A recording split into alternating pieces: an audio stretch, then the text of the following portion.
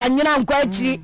Ghana enti ebia so ne yakari sika yede apabi edekọ assemblies ahoro ya asabre honorable etufo se assemblies ahoro no enhye aban eniama no eni mfidie ni nyina esu ye pa fi se enai bibia boden enti saban timi ekari sika no ye japade ana ye bibia munhye su ya ankasa etese mu ankasa mo japade na honorable ede semi eto edwa wamra aban emfidie a eyi akwan ebi na ye hwei akwakodru assembly bia emu ewo bono eno eno mu de eyi akwan a chese ne sabre de assembly bia mansini bia ewo eye ni mfidi a obetimi de eyi akwan ama chese mo akwan atototo so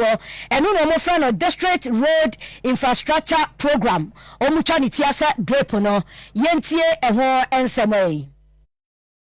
MC party for empanyifo ya kabia wo me yasa se kwan be fa so be hwa ama mfidie atimi a chare yie ade